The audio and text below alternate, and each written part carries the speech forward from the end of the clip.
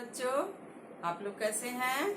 बहुत अच्छा से पढ़ाई कर रहे हैं ना ऑनलाइन में। हाँ, रिस्पांस अच्छा आप लोग का आ रहा है। कुछ बच्चे बहुत ही एक्टिव हैं। आज हम 7th क्लास का हमारी दुनिया चैप्टर 1 का पृथ्वी के अंदर ताप झाग के बारे में आज हम पढ़ेंगे। इसके पहले हम सौर परिवार के बारे में पढ़ चुके हैं। सौर परिवार क्या है? तो वहाँ उस सौर परिवार का मुखिया कौन होता है? सूर्य। आज हम लोग पृथ्वी के बारे में पढ़ेंगे। पृथ्वी का स्ट्रक्चर क्या है, उसके परतें क्या है, उसके बारे में हम लोग। पृथ्वी क्या है पहले हम लोग जान लेंगे। सौर परिवार में हम लोग पढ़े कि पृथ्वी जो है एक ग्रह है। सौर परिवार में का मुखिया सूर्य होता है और उसमें कितने ग्रह होते हैं? 8 ग्रह। उन 8 ग्रहों में एक ग्रह जो है पृथ्वी है, जिसपे हम लोग रहते हैं। आज उसी के बारे में हम लोग उन्हीं पढ़ेंगे कि पृथ्वी की बनावट कैसी है, उसकी परतें कैसे कितने भाग में है और पृथ्वी पे हमें क्या क्या चीज मिलता है। बच्चों, हम लोग जानते हैं कि पृथ्वी का आकार कैसा है। देखो, पृथ्वी है, पृथ्वी का आकार कैसा है? स्फेरिकल है, गोल होता है और स्लाइटली हल्का सा चपटा होता है ना। और ये जो पृथ्वी है, पृथ्वी के अंदर हम लोग जानते हैं कि बहुत सारा खनिज तेल, पृथ्वी को कुआं भी कहा जाता है और तेल का कुआं भी पृथ्वी को कहा जाता है, जिससे हम लोग खनिज तेल प्राप्त करते हैं। और खनिज तेल प्राप्त करते हैं जिसको रिफाइन करके हम लोग पेट्रोल बनाते हैं, किरोसिन बनता है। और पृथ्वी के अंदर बहुत सारे, जैसे हम लोग बोरिंग करते हैं, आप लोग के घर में भी बोरिंग होता है ना। तो कभी कभी आप देखते हैं कि बोरिंग होता है तो कुछ ही दूरी पे वहां से पानी निकल जाता है। कुछ जगह जब बोरिंग होता है तो क्या कहता है बोरिंग करने वाला कि यहाँ पत्थर मिल गया, ये हो गया, फिर से इसको डीप बोरिंग किया जाता है। इससे क्या लगता है कि कुछ तो पृथ्वी के अंदर बहुत सारे मटेरियल है जो कि पाया जाता है। आज हम लोग ये पृथ्वी के बारे में पढ़ेंगे कि पृथ्वी के कितने परतें हैं। और बच्चों, जैसे ये पृथ्वी है तो पृथ्वी का, जैसे हम लोग तरबूज खाते हैं, इसका ये रेडियस है। ये रेडियस जो होता है वो 6400 किलोमीटर होता है। पृथ्वी का जो रेडियस, बच्चों ये पृथ्वी है ना, इसका हम स्ट्रक्चर अगर निकालेंगे, जैसे देखो इस तरह निकाल रहे हैं, इसका रेडियस जो है 6400 किलोमीटर है। अब बताओ कि एक 6400 किलोमीटर है रेडियस, तो क्या हम पृथ्वी के अंदर को मटेरियल को हम पता कर सकते हैं, या पृथ्वी के अंदर कैसा है, इसका बनावट है, ये वैज्ञानिकों को पता करना बहुत ही मुश्किल है। तो वैज्ञानिकों ने अब इसके अंदर क्या, इसकी बनावट कैसे है अंदर में, इसको पता कैसे किया जाए। तो वैज्ञानिकों ने भूकंप के माध्यम से इसके परतों को पता लगाया, इसके अंदर क्या क्या चीज मटेरियल है इसके बारे में पता लगाया। अब सवाल उठता है कि वैज्ञानिक जो है भूकंप से पृथ्वी के अंदर को मटेरियल को कैसे पता लगाएगा। तो बच्चों, भूकंप में क्या होता है? भूकंप में क्या होता है, पृथ्वी के अंदर जो होता है एक वाइब्रेशन उत्पन्न होता है। जैसे हम लोग गिटार बजाते हैं तो उसके तार को हम ऐसे करते हैं तो उसमें कंपन होता है ना, वाइब्रेशन होता है। तो उससे क्या निकलता है? एक साउंड वेव आपको सुनाई देता है। उसी तरह पृथ्वी के अंदर भी वाइब्रेशन होता है। वाइब्रेशन जब होता है तो क्या होता है? एक सिस्मिक वेव निकलता है। और वो सिस्मिक वेव क्या होता है? पृथ्वी के अंदर जो मटेरियल होता है उससे वो गुजरेगा। और जब पृथ्वी के अंदर के मटेरियल से वो गुजरेगा, तो डिफरेंट मटेरियल से अगर वो गुजरेगा तो सबका गति भी डिफरेंट होगा। तब जब वो सिस्मिक वेव पृथ्वी के अंदर एक मटेरियल से दूसरे मटेरियल में जाता है तो क्या करता है? वो अपने पाथ से मुड़ जाता है। सिस्मिक वेव जो है पृथ्वी के अंदर एक मटेरियल से दूसरे मटेरियल में जब जाता है तो वो अपने पाथ से मुड़ जाता है। तब वैज्ञानिकों ने पता लगाया उसके पाथ, सिस्मिक वेव के मुड़ने का पाथ और उसके गति के आधार पे वैज्ञानिक ने पता लगाया कि पृथ्वी के अंदर डिफरेंट टाइप का मटेरियल पाया जाता है। और उसके बाद उन्होंने पता लगाया, पृथ्वी को 3 मटेरियल के आधार पे उसको 3 भाग में बांट दिया। अब देखिए बच्चे, ये 3 भाग है ना। इसमें आप देख रहे हैं, एक है ये बाहरी भाग है, ये बीच वाला है और ये अंदर वाला है। इतना तो हमको पता चल गया कि पृथ्वी के अंदर कैसे हमको परते का पता लगा वैज्ञानिक में। अब हम लोग को विभिन्न परते में क्या क्या चीज मिलता है इसके बारे में हम जानकारी प्राप्त करेंगे। अब देखिए, ये जो बाहरी परत होता है, पृथ्वी के अंदर का ये जो बाहरी परत होता है, इसको हम लोग कहते हैं क्रस्ट। इसको क्या कहते हैं? क्रस्ट कहते हैं। और पृथ्वी का जो बीच वाला भाग होता है उसको हम लोग कहते हैं, इसको कहते हैं मेंटल। इसको क्या कहते हैं? मेंटल कहते हैं। और पृथ्वी के अंदर का जो भाग होता है, अंदरी भाग होता है, इसको कहते हैं क्रोड। क्या कहते हैं? क्रोड। अब बच्चों, ये क्रस्ट है जिसपे हम लोग रहते हैं और इसपे हम लोग को सियोल, इसपे सीमा और यहाँ पे नीफे। अब जो क्रस्ट है, क्रस्ट जो होता है वो बाहरी भाग होता है। ये जो है बाहरी भाग है जिसपे हम लोग रह रहे हैं और इसका जो थिकनेस होता है वो 35 किलोमीटर लगभग होता है।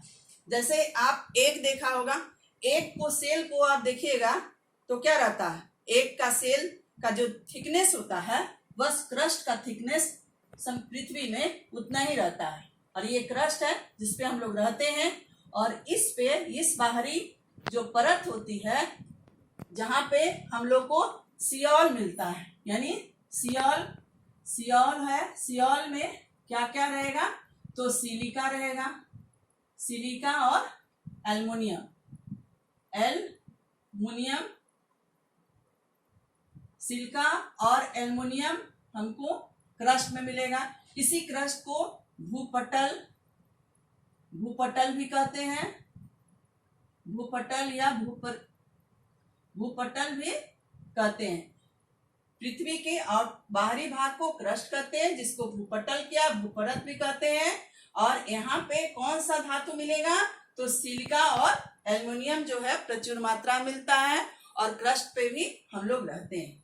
अब पृथ्वी के बीच वाले परत पे जाते हैं। यहाँ पे क्या है? सीमा है। सीमा से क्या हुआ? SI से हो गया सिलिका और Ma से हो गया मैग्नीशियम।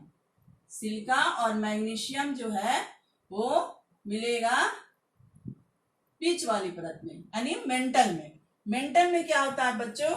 यहाँ ही से ज्वालामुखी होता है, यहाँ से ज्वालामुखी उठ के क्या होता है? बाहर की ओर आता है, यानी क्रस्ट की ओर आता है। तो 2 चीज ध्यान रखने के लिए है कि किस परत पे कौन सा मेटल मिलता है, क्या उस वहां पे धातु पाया जाता है और उस वहां पे क्या आता है। अगर आपको क्वेश्चन पूछेगा कि ज्वालामुखी कहाँ से मिलता है तो कहाँ से निकलता है, तो आप कहिएगा मेंटल भाग से।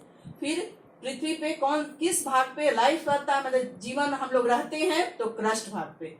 अब कौन सा परत पे कौन कौन सा धातु पाया जाता है, ये चीज हम लोग को याद करने की जरूरत है। अब आ गया नीफे, अंतिम जो अंदर वाला परत है, इसको कहते हैं क्रोड। क्रोड में क्या मिलता है? तो नीफे है। नीफे में क्या हुआ? Na निकेल हो गया, Na से निकेल हो गया और फेरस, जिसको लोहा भी कहते हैं, है ना। अब और बच्चों, जैसे पृथ्वी के अंदर हम लोग जाते हैं तो क्या होता है? तापमान जो है वो बढ़ता जाता है। तापमान बढ़ेगा तो दाब भी बढ़ेगा। तो यानी कि जब अंदर की ओर जाएंगे तो तापमान और दाब बढ़ने के कारण यहाँ का जो पदार्थ मटेरियल जो रहेगा वो किस अवस्था में रहेगा? द्रव अवस्था में रहेगा। और हम अंदर की ओर जाएंगे तो हमको बहुत ज्यादा हीट महसूस होगा। 32 मीटर अंदर जाने पे 1 डिग्री सेंटीग्रेड जो होता है तापमान में वृद्धि होता है। अब क्या, जैसे आप लोग नारियल का देखें, नारियल का आकार जब देखते हैं तो क्या रहता है? उसकी ऊपरी परत देखिए, फिर बीच वाला देखिए, सॉलिड रहा। अंदर में आप जाते हैं नारियल का तो क्या होता है? लिक्विड रहता है। सेम इस पृथ्वी के स्ट्रक्चर में भी रहता है कि जब हम अंदर की ओर जाएंगे तो वहां का जो मटेरियल है वो लिक्विड अवस्था में रहता है, द्रव अवस्था में रहता है। और इसमें याद करने के लिए कि पृथ्वी के 3 भाग में 3 परत में है। और देखिए बच्चों, एक चीज है हम आपके समझाने के लिए, ये देखिए प्याज का स्लाइड है। इस स्लाइड को आप देखिएगा तो इसकी जो परतें हैं, देखिए इसी तरह पृथ्वी की परतें जो है एक दूसरे पे ऐसे रहता है। जब इस परते में ही जब वाइब्रेशन होता है तो क्या होता है, जब परतें आपस में टकराती है, जब इसमें वाइब्रेशन अगर एक भी परत में अगर कंपन होगा तो सब परत में हल्का हल्का कंपन होने लगेगा। तो ये जो वाइब्रेशन होता है, तो जो आप सुनते हैं कि भूकंप आ गया, तो पृथ्वी के अंदर परतों में आपस में जब टकराने के कारण जो कंपन होता है वही हम लोग को महसूस होता है, तो हम लोग कहते हैं भूकंप आ गया। ठीक है बच्चों, तो आज इस चैप्टर में इतना ही आप लोग को पढ़ना है। मैं एक बार फिर से आपको बता देती हूँ, रिवीजन कर देती हूँ। ये पृथ्वी है।